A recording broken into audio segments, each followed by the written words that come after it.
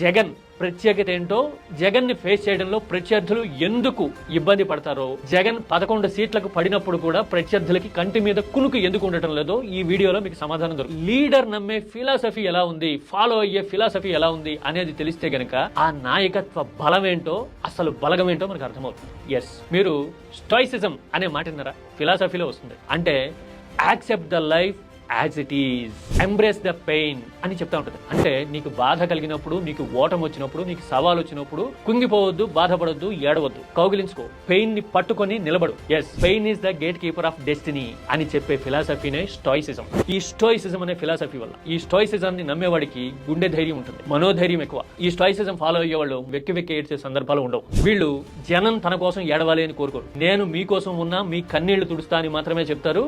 కష్టాలు ఎదురైనప్పుడు, సవాళ్లు ఎదురైనప్పుడు, ఛాలెంజెస్ వచ్చినప్పుడు ఎస్ ఫేస్ చేస్తా, చాలా చూసా, ఇంతకు ముందు గెలుపు చూసా, ఇప్పుడు ఓడిపోయి ఉండొచ్చు, మళ్ళీ గెలుపు రావడం కోసం కొట్లాడతా అని మాత్రమే స్టబన్ గా చెప్పడం అనేది స్టోయిసిజం.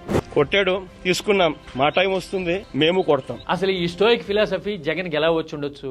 పట్టుమని 35 ఏళ్లు కూడా లేని సమయంలో, కుటుంబ విషాదం వెంటాడుతున్న టైంలో, ఢిల్లీ నుంచి ఒత్తిళ్లు, వ్యూహాలు వచ్చి మీద పడ్డము, రాష్ట్ర స్థాయిలో డిమోరలైజ్ చేసి డీఫేమ్ చేసే ఎత్తుగడలు, ప్రచారాలు, పుస్తకాలు పుట్టుకొచ్చినాయి. అలాగే చుట్టూ ఉన్న వాళ్ళు, ఇంతవరకు స్నేహితులు అనుకున్న వాళ్ళు కూడా తిరగబడి ఒంటరిని చేసిన సందర్భాలు ఉన్నాయి. అన్నిటికీ మించి 16 నెలల పాటు చుట్టూ చీకట్లే కనిపించినప్పుడు ఎస్, నేను నిలవాలి అంటే నేనే నా అంతటా వెలగాలి అనే పట్టుదలతో ఇది మొదలై ఉండొచ్చు. నా కోసం ఎవరో ఉండటం కాదు, జనం కోసం నేను ఉంటాను అని నిరూపించాలి అని అడిగేసి ఉండొచ్చు. బహుశా అక్కడి నుంచి ఈ స్టాయిసిజం అనేది మొదలై ఉండొచ్చు. అందుకోసమే జగన్ ఎప్పుడు రాజకీయ గ్రూపులు కట్టడం గానీ, ఎదుటి వాళ్ళని మెప్పించడానికి, ఒప్పించడానికి, లేదంటే గనక మీకు కావాల్సింది మీకు ఇచ్చేస్తా, నాకు ఫలానాది ఇవ్వండి అని పొత్తులు, ప్రాధాయపడ్డాలు గానీ జగన్ రాజకీయాల్లో కనిపించవు. ఎందుకంటే నాకు కావాల్సింది నేను సాధిస్తా, అలాగే నా జనం కోసం నేను నిలబడతా అని చెప్పడము, చెప్పిన దాన్ని చేతల్లో చూపించడం మాత్రమే స్టోయిసిజం అనేది మనిషికి అలవాటు చేస్తుంది. ఈ స్టోయిక్ ఫిలాసఫీ అనేది ఒక అటామిక్ ఎనర్జీ ఉన్నంత పొటెన్షియల్ ఎక్స్ప్లోజివ్ థింగ్